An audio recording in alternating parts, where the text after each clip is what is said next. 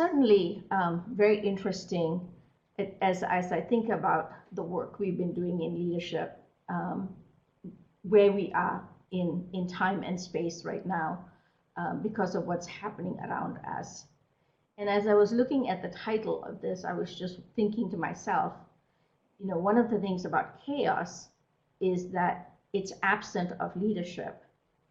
And yet here we are talking about leadership in the time of chaos. And so one of the things that is really critical is to sort of explore this connection between what's happening in our world and the absence or the presence of leadership in it. And so we want to explore that as best as we can today as we think about our current situation.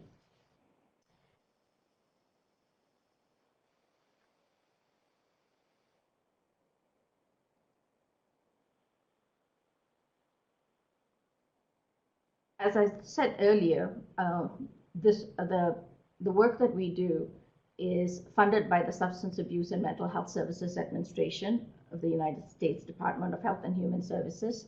However, we do want to share that the views and opinions and the content of this presentation by no means reflects their point of view. It is solely ours, and we just wanted to clarify that for all of you. And just very quickly, I'm Suganya Sokalingam. I am with the Pacific Southwest Mental Health Technology Transfer Center. I'm a knowledge transfer specialist, and I work with a team of amazing people who are here, who are also present today to support us in this webinar. And they are Joanne Orshall, who is sort of managing the logistics of the Adobe Connect. That's Caitlin and Rochelle, who are my immediate colleagues at Change Matrix and who are supporting the comment section and the question and answer section. And Leora Wolfperson, who some of you, or many of you may have heard earlier last week when she spoke about trauma-informed and resilience-oriented leadership. And so this is in a series of presentations that we are providing on leadership because of the real current need that we see in our communities and in the organizations we serve. So a little bit about the Pacific Southwest Mental Health Technology Center. As you can see, it is one of 10 centers that are funded by SAMHSA. And actually, it has sister agencies that are the Addiction Technology Centers and the Prevention Technology Centers. And we all serve the different regions within the US.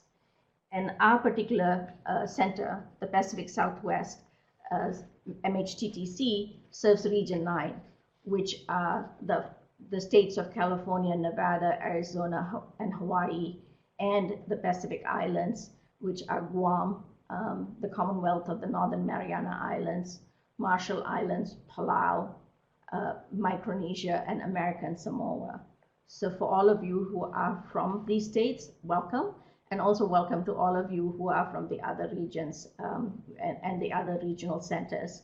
If you have not worked with your regional center, this would be a wonderful time for you to connect with them, because they can offer you the kinds of resources that we try to offer our Region 9 folks within our states and within our territories.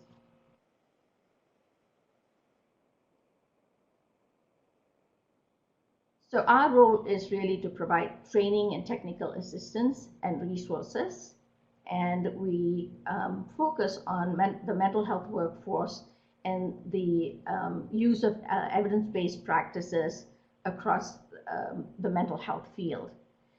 What our goal is essentially to ensure that that we offer evidence-based, culturally responsive mental health prevention, treatment, and recovery information and strategies to all our providers and practitioners in Region 9.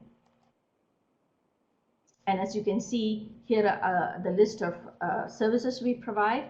And of course, at this point, we are in this webinar which is one of those services. So one of the things we wanted to do is also get to know you a little bit, and I see some of you have already started, so thank you so much. If you could just provide your role, your organization, your pronouns, if it's something you choose to do so, and your location. And as you do that, also, can you share one change that you see that your organization is experiencing? It'll be great for us to know across the board from all of you the kinds of different changes that are occurring within your organizations. So there are 4 things that we want to explore today.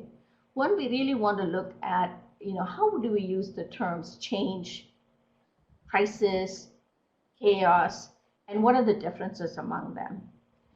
And next, we want to really explore what are some strategies that we can use in chaos, in addressing chaos. And third, we would like to look at some of the leadership tasks that will help us as we lead through chaos. And lastly, we'll sort of consider a few tips that has been very helpful as we move through these times of chaos in the mental health arena and in the health arena generally. So one of the first things that we would like to hear from you is, when was the last time your organization experienced a crisis level incident, and not related to the COVID-19? I think universally all of us are experiencing that. It would be just interesting to know, what you might have experienced as a major change or a crisis within your organization.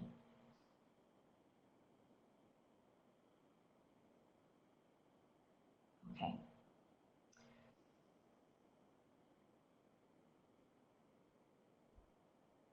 We actually have a few people who really haven't experienced any major crisis, a crisis level incident as long as they've known being within the organization.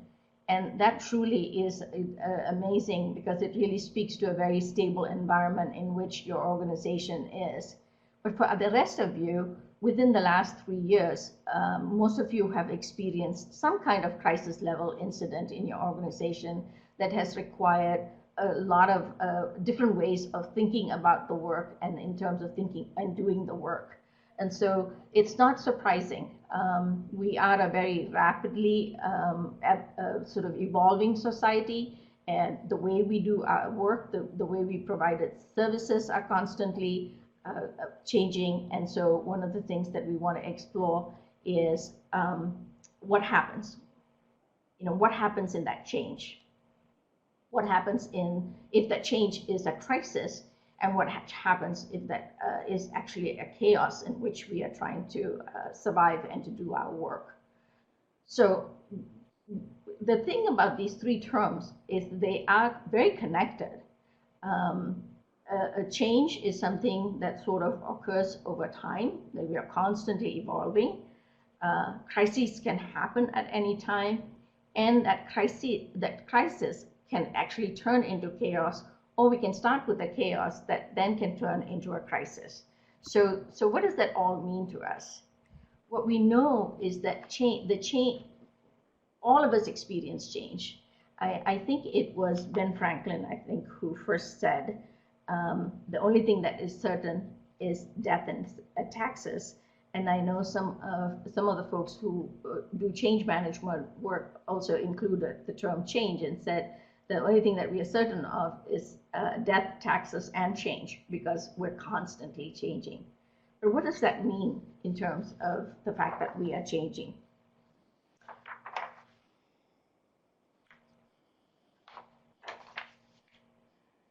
Give me 1 second. I think I've sort of lost my place. There we go. I have all of these things in my head, and then there are a couple of things I wanted to be very sure that I addressed. And then, of course, I lose my place. And so that that is one of the challenges of doing a webinar such as this. Change is something we always experience. We recognize it as a dynamic process. And we know that that pace of change is also, at least in these times, getting faster and faster. The complexity of the change is getting faster, and we know that we're constantly and continuously experiencing that. And so for many, many years, we, in this work of providing healthcare and in other health sectors as well, we've talked about managing that change. And when we think about managing that change, we've actually come up with lots of framework, a lot of ways in which people manage that change. That is the personal side of change. So we may have heard about the Francesca model of looking at change. For many of you who've done leadership work, you've heard of the Carter's change management model. So what we know is that in order for us to address the work we do through change, there are these change models that we can use, and that we can function as change agents to support that change. What we do know is that change in itself is not what bothers us.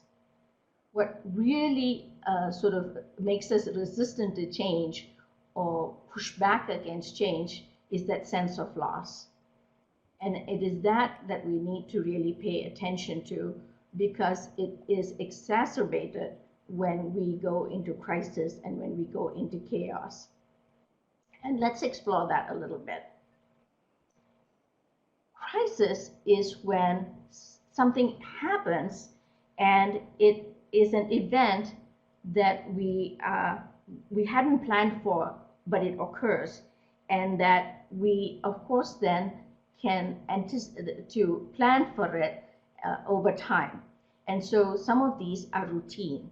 And for instance, within our organizations, within our places of work, we can lose utility, which means we have power shortages. We can't use some of our equipment. We can have a financial crisis within our organizations where technology fails us and we are not able to pay reimbursements. We're not able to address billing, or we can lose staff, or we can even lose leadership, or there can be some real differences in policies and shifts in infrastructure that creates a conflict within an organization. These are crises. All organizations experience them. Then there is the novel crisis, in that it's new, it's unpredicted, it happens suddenly, and it's something that we haven't thought about. And the coronavirus is clearly one of those. It's not that it hasn't happened before. We've had the SARS, we've had MERS, we've had H1N1 flu epidemics, but this is something that we hadn't anticipated, and it has occurred, and it is a crisis, and if not managed effectively, will be a major chaos for us.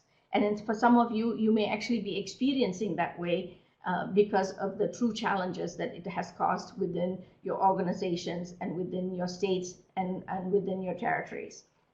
And so some of the ways in which we need to think about this is that there is a shift or there is a difference in how we look at change and how we look at crisis and how we look at chaos. The one thing about crisis is that if you understand what it is, you know what has caused it, you can logically determine how to take care of it. For instance, say you have a fire that has occurred within the building. You immediately have in place steps to address that, so you can take care of it. So you know the cause and you have a logical way of addressing it. You also know that you can deal with it. You know that you have a plan in place, you can manage that plan and effectively get to the other side of that crisis. So there is this sense of hope that you will be able to address it. So in a crisis, what we do know is that there is hope, and that our leadership, our effective leadership, can make the situation improve. What can happen is that sometimes we focus on the wrong thing in a crisis. We focus on why it has happened, what has happened, and we focus for too long on it so that we're not really looking at how to get to addressing and identifying the solutions and moving on the solutions. Sometimes what we do is that we really have misunderstood the scope of the issue.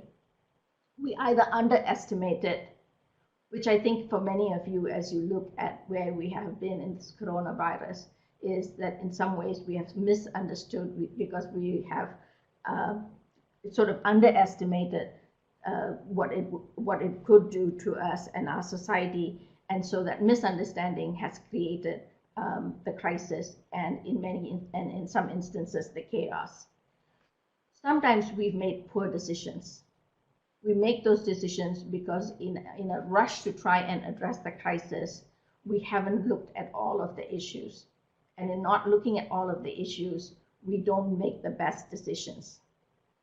And one of the things that we do as a part of that is what we do is we don't take the time to think through things well and to really get to what the issues are and make the decisions because we are so busy trying to get to actions, to trying to address that. Many times we take actions and then ultimately we kind of have to step back because we realize those actions haven't really made a difference. And so these are some of the things that we really need to think about as we are addressing a crisis. When a crisis management fails, we then truly have chaos.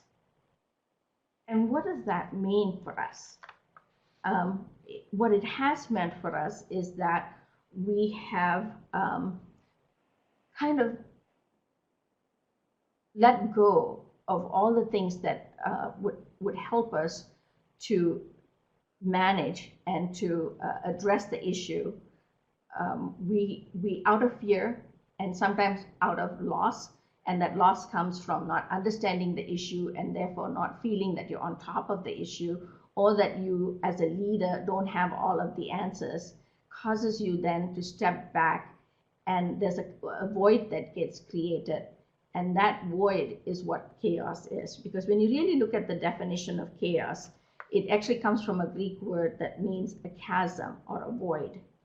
And what it does is that in that chasm, in that void, there is no way to understand what the issues are. And so people and actions go in so many different directions that it causes that sense of chaos. There is a thought that you can't manage chaos, that trying to manage chaos is an oxymoron, and that you really need to recognize that chaos is ungovernable. And my sense of this is that if we try to manage the chaos, we will fail, because in that moment of chaos, you're not going to be able to manage all the different components of it. But what you need to think about is not management at this point, but navigating through the chaos. Because what has created the chaos is not something that you've had an experience of. Things are new. What is happening in front of you has had you've had no experience with that. And management requires you to know and to understand, and based on your previous experiences, to be able to address that. And in chaos, that is not going to be possible. So what you need to do is learn how to navigate that chaos. And so one of the things that we need to think about is how do we do that? So let us explore some of the ways in chaos that chaos can happen. Chaos can happen in the workplace in many ways. It can happen when there is a move from one building to another building, when there are new management or supervisors, when there is a change in workforce, when there are external forces like lawsuits or reorganization or acquisition. And many of us have experienced that in that situation. And if not managed, in this sense, I'm going to use the word managed because it could have been a crisis that could have been managed. But if it hadn't been managed, it turns into that chaos, because what is missing is the leadership. And that is the real difference between crisis and chaos. is in crisis, there is a leader who is moving people through this process. In a chaos, there isn't that leadership. And oftentimes there isn't that leadership because people sometimes don't really know how to address what is happening. And so one of the things that we really need to explore is what can we do in that moment of crisis? What we can do as leaders, recognize that no one else has walked this path before. It's not like there is a roadmap for us to follow, especially if this chaos is something that we've never experienced before. And really what it takes of us then as leaders is to step into that void. It is to say, I don't really know how to do this, but I'm going to help navigate through this process. And that then requires us to really have our own very strong sense of what is important for our staff, what is important for our organization, what is important for our communities. It's that North Star that we need to have a really good sense of. It is our own moral compass. It is the values that are personal to us and the values that we share within our organization that helps to guide us through this. And so those things, if they're inherently something that we can hold on to, it can help us as leaders work through the chaos, to navigate through the chaos. And so one of the things that we'll explore is how do we do that? We're going to be talking about some of the tasks of an adaptive leader that can allow us then to navigate through this chaos. So one of the things I'd like to do is at this point is ask of you to think about what are you seeing in your organization? What are things that are happening in your organization that are surfacing to that into being a crisis, or it actually is a chaos because there is no leadership to guide it. So if you can take a couple of seconds to write that down, that would be very helpful, and we can sort of explore that a little bit.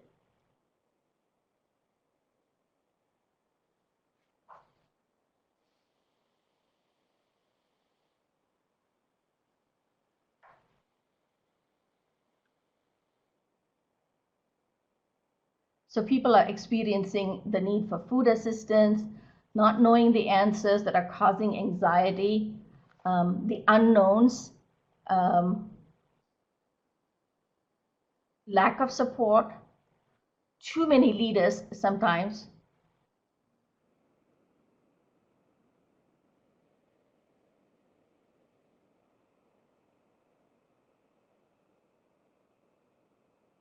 Okay, working with families that don't have access to other resources.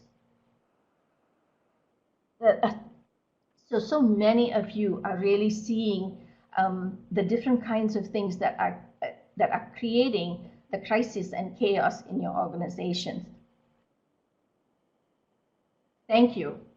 And I continue to share with it because one of the things that we are going to do is we're going to collect all of this information and then make it available to you. So none of this is going to get lost.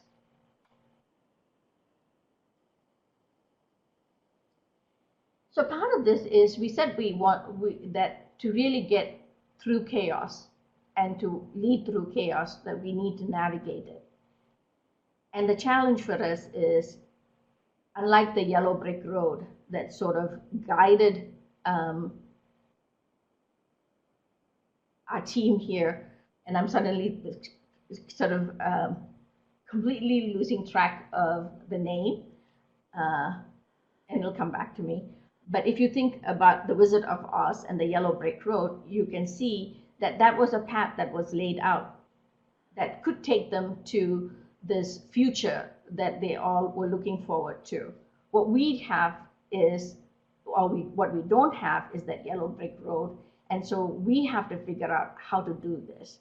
So how do we go about finding our path through the chaos? One of the things that we need to think about is thinking about a strategic thinking process that will allow us to look at different options. It's not strategic planning. At this point, we're not planning. And what we are doing is we're actually allowing ourselves, giving ourselves the time to think. And some of you will say, my gosh, in this chaos and in this crisis, we don't have the time. But the question is, if you don't have the time to think this through carefully, you'd be wasting a lot of time on the other end, not having to revisit issues that could have been addressed right from the beginning. So taking this time to strategically think is so important to us. What it allows for is to think about multiple options. We're not going to take actions at this point. We are going to think about what might we need to do. Not necessarily what are we going to do, how are we going to do that, which is what we usually jump to, but we'll ask ourselves the questions, what different options are out there based on current circumstances? So one of the things that we need to be thinking about is looking at the current, and assessing the current situation and the implications of the actions that we might take in the current moment, thinking about the different problems or the different issues that we might need to address, the challenges that we might need to address, and then thinking about what are potential future actions that we could take that could be guided through information that we do have. And then based on that, to think about the potential actions that we could possibly take as a desired future. So when we are thinking about this, we need to think about the framework that we want to use in terms of our foresight thinking. One is identifying things that are happening around us and really getting to the data, the stories, the narratives, looking at the different things that are shaping our organization. Then going through the process of thinking it through so that you're interpreting what you're seeing, you're interpreting the information that is in front of you, and so that you can then identify potential different ways in which you can address that. It is only after you've been able to do those two that you really want to get to the doing. And this, in all the time I've spent working on leadership work, this is the challenge that often happens to all of us. We feel that the pressure of the external forces on us. We feel the pressure of our communities, our organizations, our personnel, wanting us to take action. And we are pressured to take those actions right away. What it then prevents us from doing is really looking at the information, of really exploring the information, and really then thinking about all the different ways in which we could make a difference, the change that we could make that would inform the outcomes that we are looking for. And so this process can't really be pushed or rushed. And in a crisis and in a chaos, there's a tendency to want to immediately move to action. And so one of the things that we as leaders is to really be capable of stepping back and looking at this and being intentional and being disciplined to say that the actions need to come after we have really addressed all the issues that we know to be the case, and that we've identified all the different ways in which we can take action.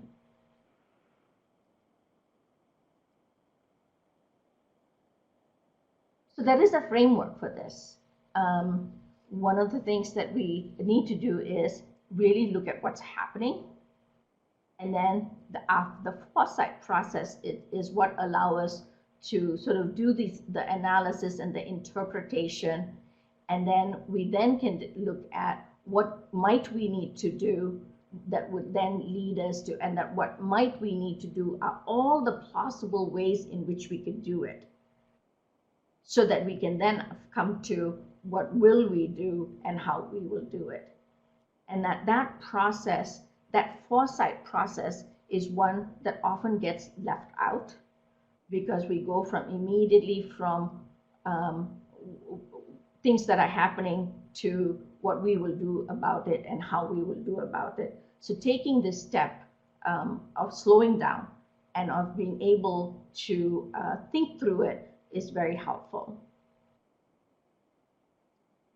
This part is the prospection, is one that I included as a fact that sometimes we analyze it, interpret, and we get to the different actions, but we also haven't given forethought to what could happen, all those coulds, all those possibilities. And that's why it's so critical not to immediately go into action, but to take the time to process that. Foresight isn't something that is a normal process for all of us. We are all familiar with strategic planning. We're all familiar with 5-year plans. Maybe nowadays it's more like 18-month and 3-year plans. But we are all very familiar with that concept of coming together, of creating a strategic plan to move us forward. What Slaughter talks about is a foresight framework where we actually take a little bit of time to recognize that the organization has the capacity to doing it, so that we first we look at the capacity within the organization to be doing to do the foresight thinking. Then what we do is have a few people, or allow a few people to sit through that process of foresight thinking, so that then you can work with them and introduce tools that are available actually for foresight thinking that will allow them to really understand all the possibilities and all the prospective actions that they can take. This is a way in which you build that niche in your organization. In the beginning, it's new. It takes some time. It requires us to sort of go through the process in order for it to become a natural way in which we do our work, till it actually becomes a norm, until it actually becomes a way in which we always will think about moving forward in our organization. The way it'll become a part of our strategic process. When we've gone through this process of foresight thinking, then comes the planning. And it's really interesting that what we know is of the past, and yet all the decisions we have to make are about the future. So truly, mostly, we don't know what we don't know. Sometimes we know the things that we don't know, and then of course there are the things that we do know. So what we need to be thinking about is, how do we then make good decisions when we know so little? Which is why that process of foresight really helps us to, we may not know in actuality, but we've thought through the process so that we can at least have a lot of assumptions developed that we can then validate. And so when we think about the future, thinking it through is very helpful to us. One of the things that Deloitte did was to actually look at how often do people plan, and how often actually do they plan in a crisis, and do they really, do the people know in the organization about the crisis planning? And so one of the things they asked is, they asked this question: who in your organization would lead a crisis in the event of a crisis? And they collect information from a variety of different organizations, And what it really came down to, in 30% of the cases, there really was no identified process, and there wasn't an identified person you could go to in a crisis to begin to address the needs of an organization, which means that a lot of organizations have not gone through a foresight thinking process, leave alone a sort of a planning process. And so, and usually we're so used to planning. Every organization has strategic plans, implementation plans, action plans, but what they have never really even considered is a crisis plan of some sort or the other. And so if we are to manage chaos, or to not manage, again, to navigate chaos and to manage crisis, we really need to be not only doing the thinking ahead of the issue that would arise, but also at least plan for components of it that can be managed and that can be done. And so really when you think about the planning, we thought about foresight, which is sort of seeing ahead, envisioning what could happen, and coming up with plausible ways in which we can address it. And now we are planning it, we are thinking it through, and so it is the process of thinking about and organizing our activities to achieve a goal. And so one of the things, all of us do planning, but when it comes to crises, we sometimes haven't thought about it. And then in the absence of the leadership to move us through the crisis, and in the sort of vacuum that exists because we haven't done our foresight thinking and our planning, we fall into the chaos. And so having the foresight thinking, having the planning helps us to go beyond, move into the managing the crisis and not getting stuck in the chaos.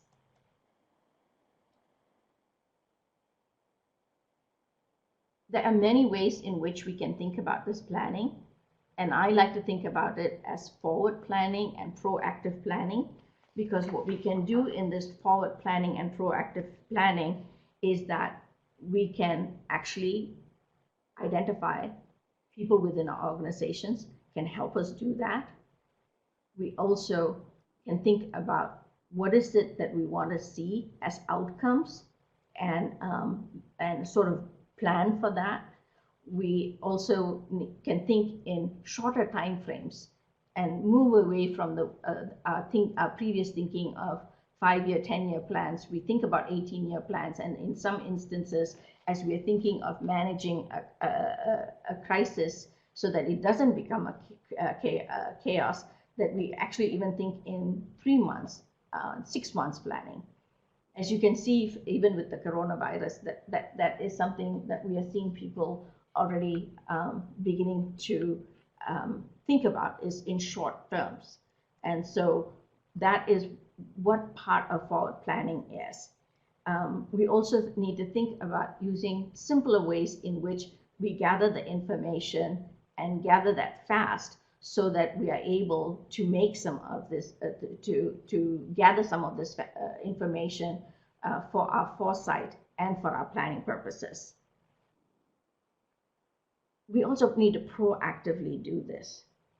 We have to get a clear sense of of where we are within our organizations. And in order to get that clear understanding of where within the organizations are, you might need to quickly get people together who can help you build that base of information for your organization. And look to, before the crisis occurred, to get a sense of what your foundational information, pieces of information are that is critical to how you function. And to look at all the operational, sort of the different things that supports your infrastructure and your operations, and how that has been managed prior to the crisis, so that you're able to very quickly then look at what has been impacted, how it has been impacted, and so that you can quickly think about how to move forward. building this foundation, building this fact base is really important, because without that information, it's going to be very hard for you to move forward. The other thing that you need to be thinking about is looking at where you are. How are you going to sustain the services you have? For all of us who are in health services, the delivery of services, the delivery of ensuring services and restoring operations is really critical. But there's going to be a shift in how we do that. And so it really becomes then important for us to recognize what those shifts are, and what new directions are we taking in order to continue to be of service for our communities. It is then we can help to identify the best actions that we can take, the best practices that we can put into action, and to move forward. The other thing that really is important is to also recognize where are the challenges in dealing with the crisis. Where has it that we, as an organization, we have faltered? Because if we have that information, it then helps us as we do the proactive forward planning for the and for future planning, that we can proactively address those fault lines, so to speak. So what it really calls of us is, in planning for chaos, is to shift some of the ways in which we've done this before. It used to be that we pull together a sort of a core team of leadership to help us to plan something. One of the things that we are identifying in chaos is that it's easier to sort of distribute that decision-making process. If you are a very large organization, and if you have a lot of people in your organization, actually create those kinds of teams within the organization where decision can get made effectively and as quickly as needed.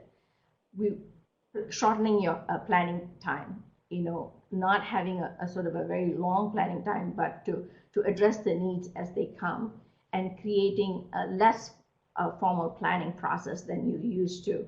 Those are all the different ways in which you can quickly respond in the case of a crisis. So one of the things that becomes important is, where are we in our organizations? So one of the questions you might want to ask yourself is, does your organization have a plan in place in the event of a crisis? Do you know of a plan? Do you have one?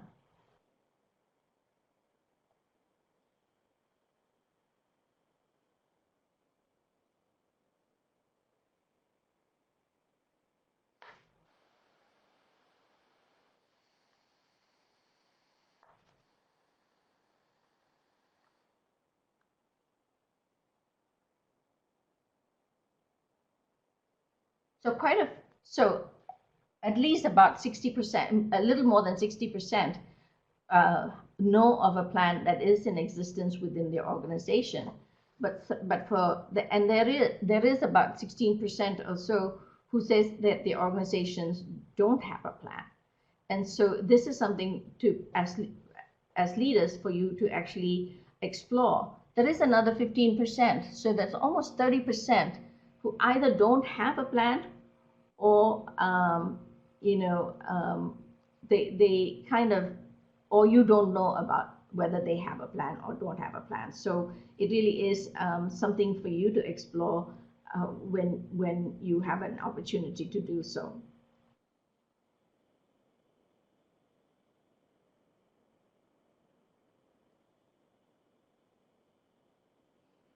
The third aspect to strategies that are required in moving through chaos, besides foresight, thinking, and the forethought planning, is communications.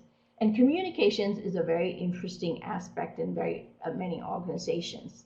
oftentimes communications or information, actually, information is power, and information is often sometimes used as leverage. And so this requires a shift in leadership in chaos, requires us to think differently about information. It requires us to think about information not as a power tool or a way to leverage ourselves, but as a way to reassure the entire organization, and to use that tool to bring the organization together. It also requires us to create a channel of communication that is open to all, to our stakeholders, to our staff, to identify different ways in which we need to communicate with them, so that the mode of communication becomes important as well.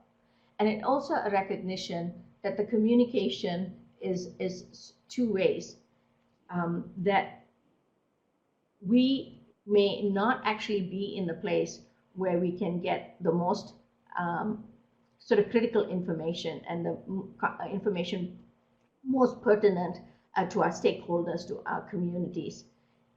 And so one of the things to look at is, how does that communication get from our frontline staff, who are most in touch with our communities and stakeholders, to the leadership, and then how does information from leadership move down the lines to everybody who's involved. And the other part of this communication piece is being truly authentic and being truly honest about what information can be shared and what cannot be shared. There will be information that needs to stay only at the C-suite level or the leadership level.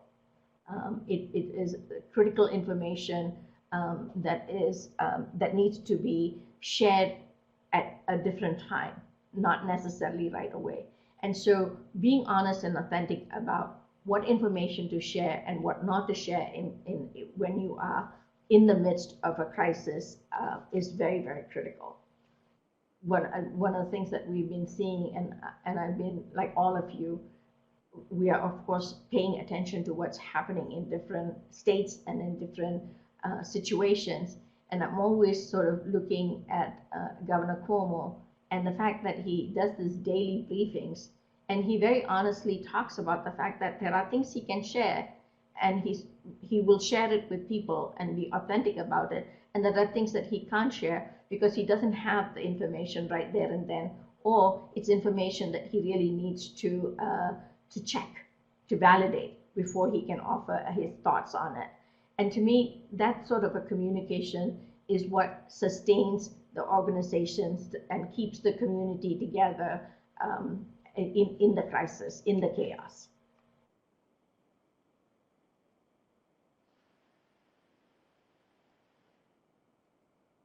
So we are at about 50 minutes into our hour, and you've been sitting very patiently for about 50 minutes or so.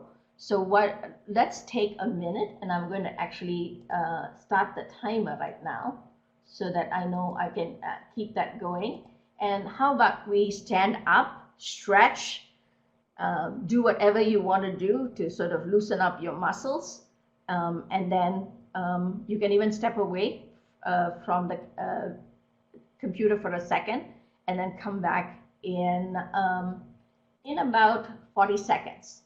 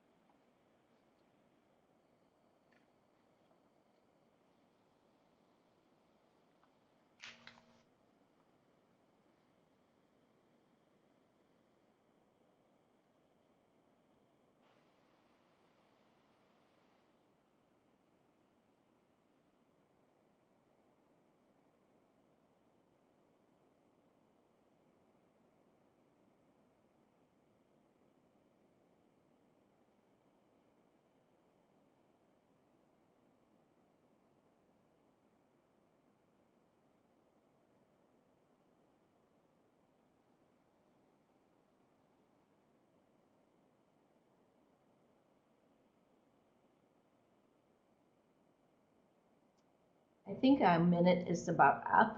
So thank you everyone for coming back to your seats. I hope you've been able to sort of roll your shoulders and just catch a little bit of a shake so that you're feeling much better. It helps me to do that as well.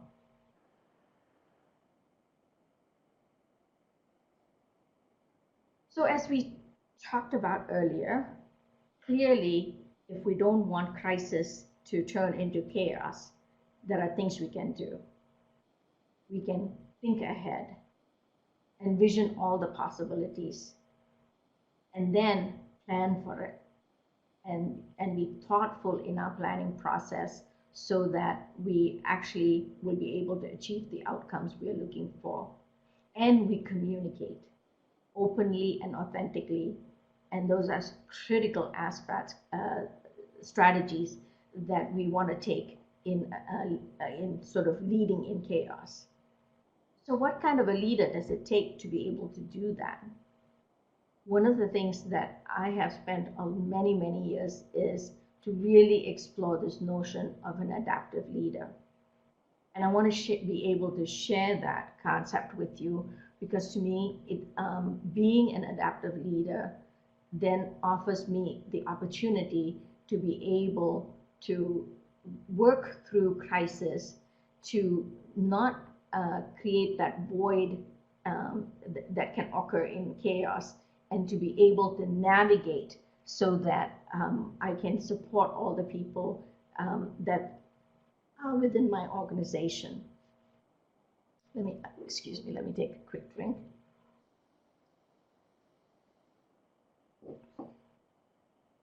So what do we mean by that? What do we mean by adaptive leadership?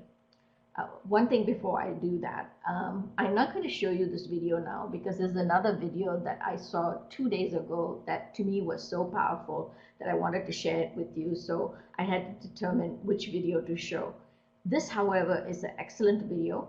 It's on the PowerPoint presentation and you can access it on your own. And it's Margaret Wheatley, who has really shed so much light on system thinking, on leadership and a learning organization. And she also then talks about leadership in chaos.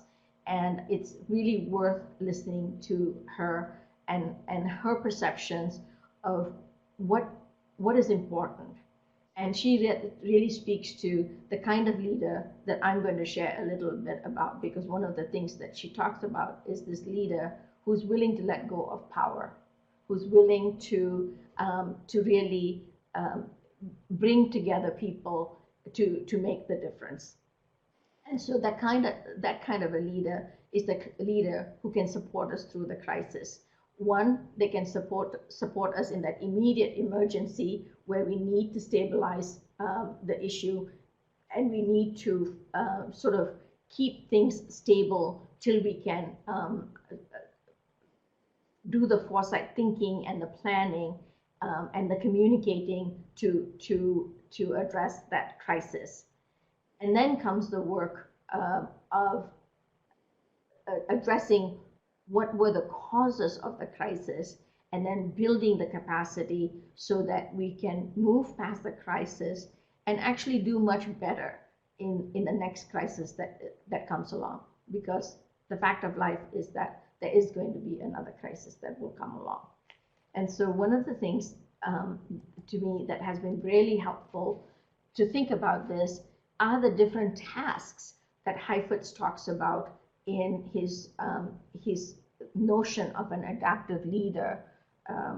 And that adaptive leader is a person who then it recognizes the value and brings together the collective intelligence of a group of people to really look at challenges that are beyond the scope of any one leader, that is complex and that requires to have different perspectives brought to bear, and that then that group those leaders will then be able to think of plausible solutions, potential solutions, different ways of thinking about it, that foresight thinking, to be able to then come to the solutions.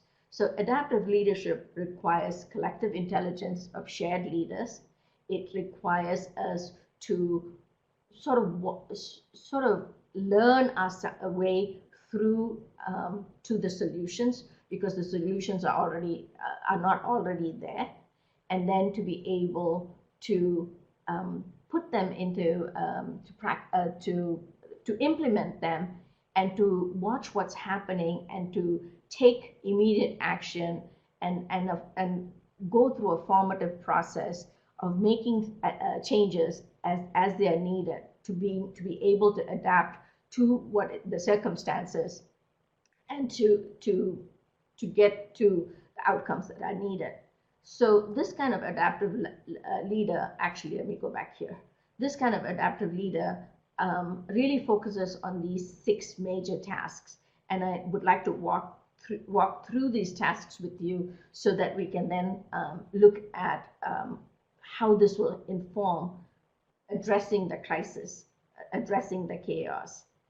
Stepping on the balcony, it might be something that you've heard of if you've heard of Heifetz's adaptive leadership sort of concept. But the stepping on the balcony is really being able to be able to step away from it, so that you are able to really see what's happening. And this is so critical in foresight.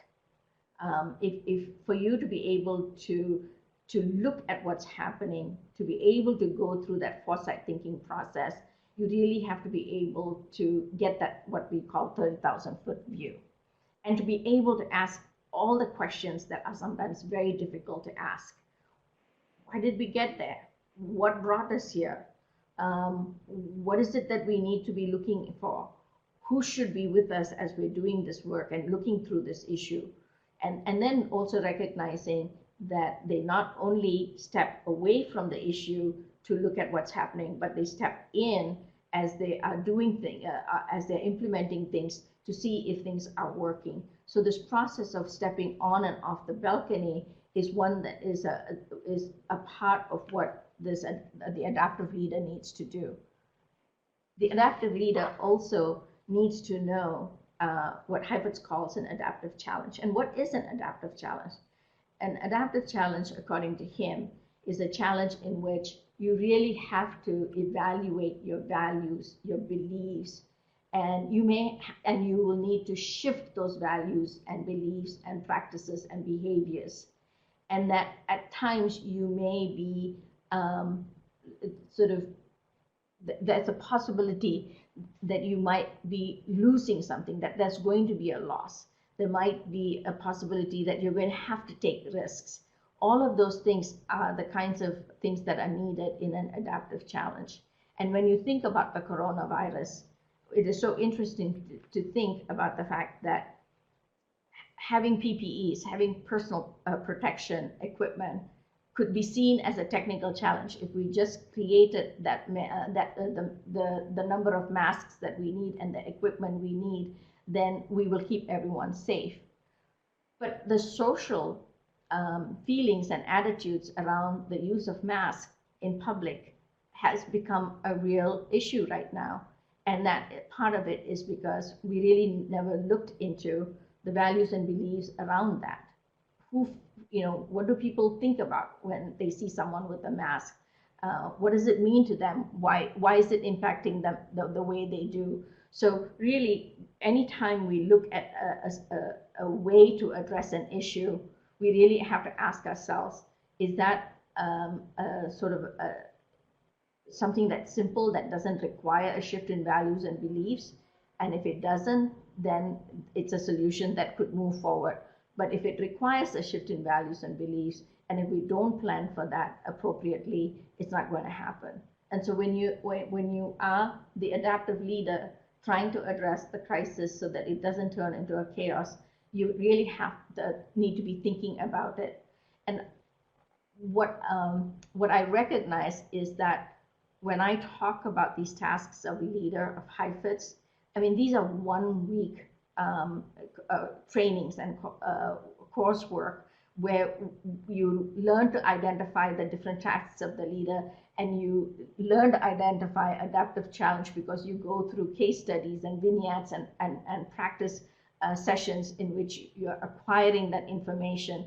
And what I recognize here is all I can offer you is a sort of a very brief look at what this adaptive leader is about and what this adaptive leader needs to do, so that they can then undertake the strategies for addressing a crisis that I previously mentioned before in the most appropriate and meaningful way. That this is a critical aspect of that. The other thing that a leader in crisis needs to be able to understand is that people are being impacted in so many different ways. There is so much. There is pressure. There's tension. There is a conflict that arises, and all of these require to be sort of addressed. But at the same time, change doesn't occur when everybody is just feeling very comfortable. Change only occurs when people are brought to face against something that is unfamiliar to them, that may be pushing against their values and their beliefs and their behaviors, and that they would need to look at it and to ask themselves the very difficult question of what does this mean to me? How do I make this change? And if I need to make this change, what am I losing? How am I going to deal with that? Am I taking a risk? What risk am I taking? There are so many ways that a person experiences this, and the effective leader is one who kind of manages that sort of chaos, that manages the disequilibrium that occurs in that period, and helps to hold the tension sufficiently so that people evolve and do the things that need to get done, and at the same time hold it in such a way that people don't get so overwhelmed that they're not able to do the work.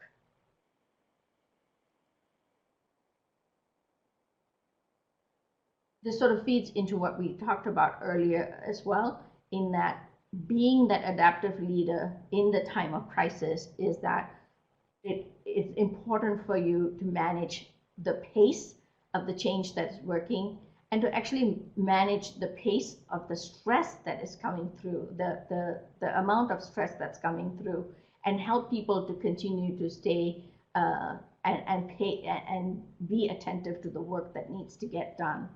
It is a task that is difficult, given that the leader themselves is experiencing all of those things that the personnel are experiencing, or that the clients are experiencing, or that the community is experiencing. And so it is not easy to do this work of maintaining disciplined attention, but it is part of, it's a process that we can acquire over time if we are intentional and focused and continue to think about it.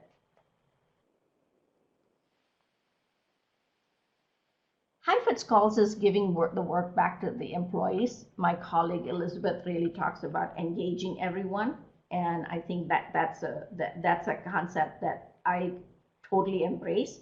And that is, it is not one of the things about working in working through a crisis is that everybody has a part to play, and there are great ideas that everybody can generate.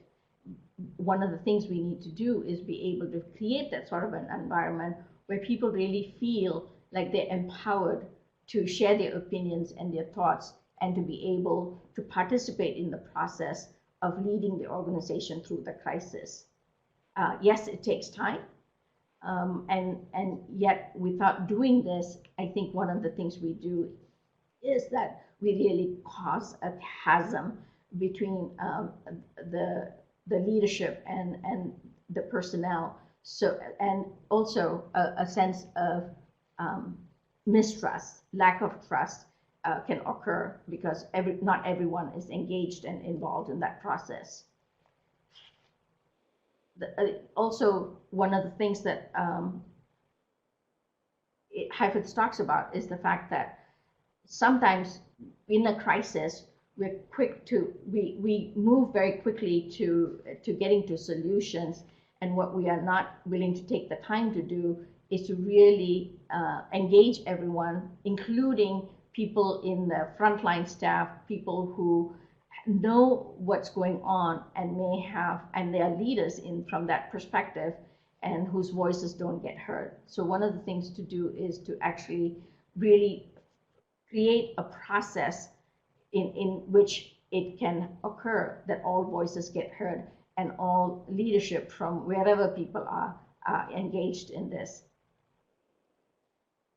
So one of the things that we really need to pay attention is that in adaptive leadership, we really need to look at the shifts we need to make and whether we need to reset some of the way we think about it, and things that we did because they were very comfortable and was a way of doing things may no longer be useful to us, may no longer work for us, and that we need to be able to hit that reset and to move past it. So when you think about yourself and the work you do and the leadership that you bring to your organization, what will be helpful to you as you think of a reset in your beliefs, in your values, in your behaviors, as you think about the challenges that you're facing in this time of crisis and maybe chaos in your organization?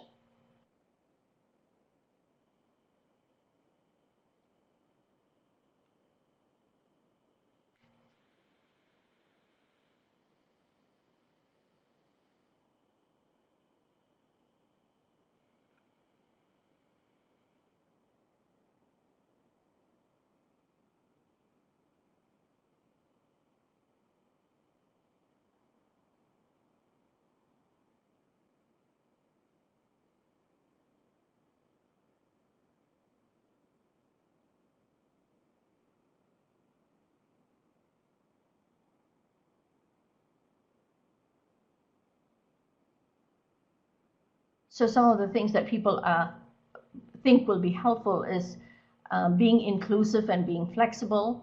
I see inclusiveness being stated multiple times. Being flexible, again, an important issue. Striving for balance and knowing that we are centered. Recognizing that people will experience stress at different times. Engaging employees in a feeling of ownership, maintaining a humble attitude of learning. These are great. Thank you.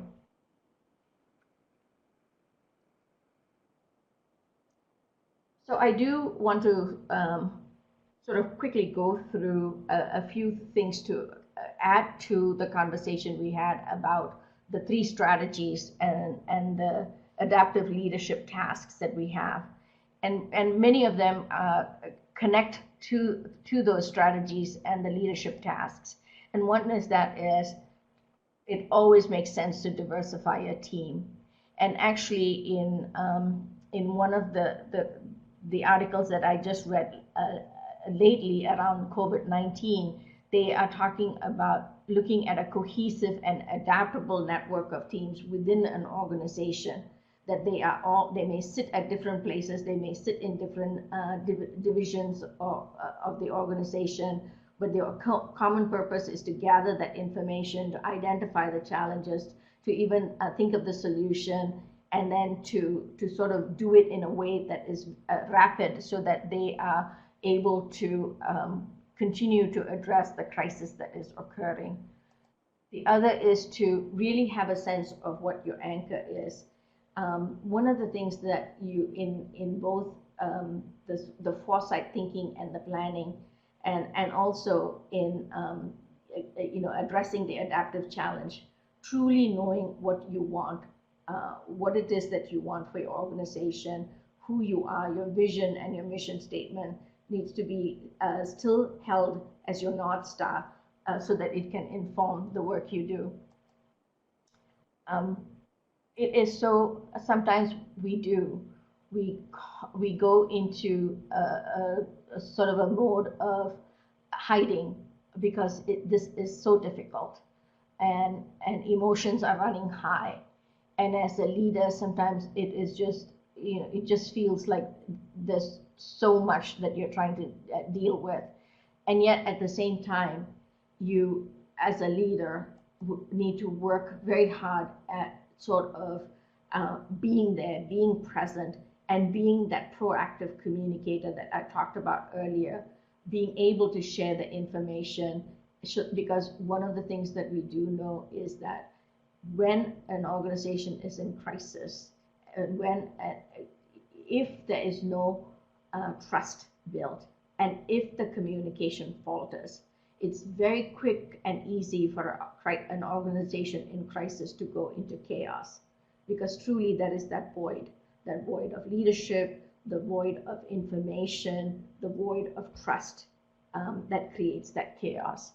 And so, being able to communicate rapidly, effectively, authentically can be helpful. And the other thing is that you're the role model for your organization. You're the cheerleader for your organization. You're the one who needs to be able to create that can-do sentiment within your organization, because then you're going to be able to help your organization sort of look beyond the crisis and come to the other side, where you can actually learn from that and create sustainable practices that you can continue to use moving forward. So those are some tips that I've shared with you, but there are probably, and all of you in all the work you've done have done other things that have supported you. And so if you have any thoughts on other tips that you would like to share with your peers during this time, please feel free to share them. We'll be happy to make sure that they are made available to everyone. So much of what I shared about is us as leaders and the very difficult challenges that we are addressing. We are actually holding the space. One of the things about stepping into the void is that you then hold the space for others and support others so that they can get beyond that crisis of that moment to the other side, so that they can do the work that they need to do to sustain the organization and the services that the organization needs to provide. This is exhausting. And one of the things you need to do is really, in all of this, to be that effective leader, you really do have to care for yourself. And as I was thinking about this, I was thinking, we talk about self-care all the time, and yet that is the thing that we sometimes forget to do, because we sometimes think we don't have the time to doing that. And so I want to very quickly move us into something that I saw just 2 days ago that was so powerful that it made me, it did a reset for the way I think about where we are currently. And so if everyone could go to this video. I think we've shared the video information with all of you. If you click on it, it's about 5 minutes long, and then if we can come back, that would be great.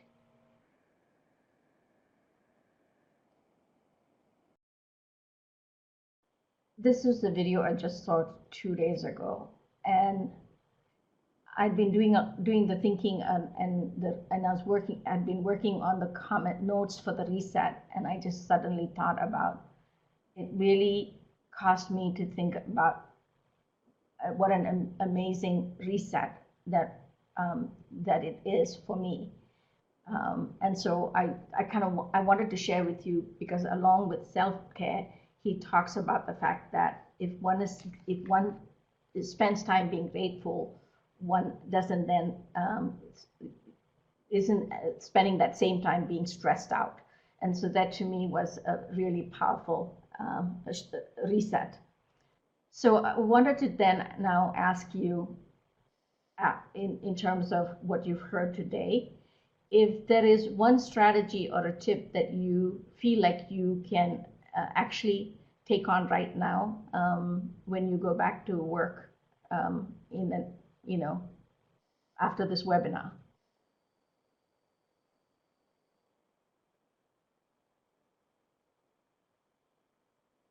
So something that a takeaway for you from this webinar that you can really put to use right away.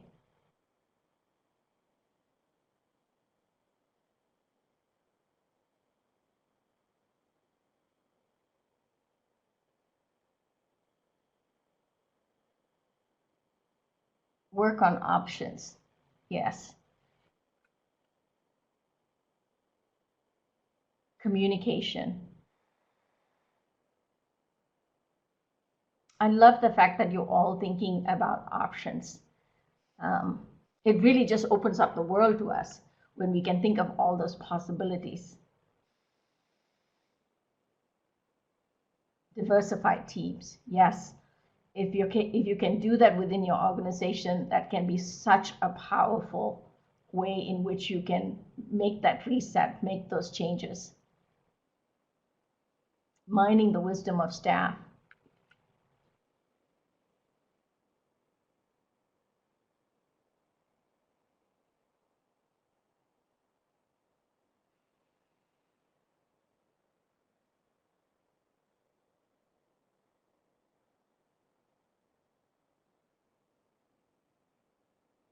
Thank you. These are great strategies that I'm glad that you're able to take away from this webinar and can put to use right away.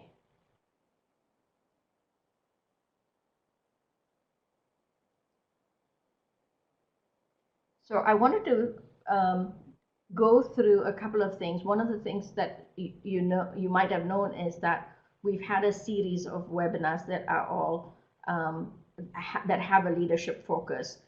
This is the fourth in the series, and we have two more coming up soon. You can access them at this website. The other thing I wanted to do is that, as I mentioned earlier, is that we would really appreciate you getting the surveys done, because that is information that is very helpful for us to that informs our future planning and thinking in terms of the training and the resources that we can make available to all of you.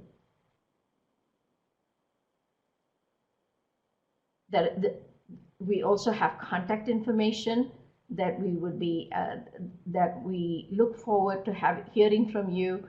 And if there's anything you'd like to share with us, or anything that you want to communicate to us, we'd be very happy to receive that.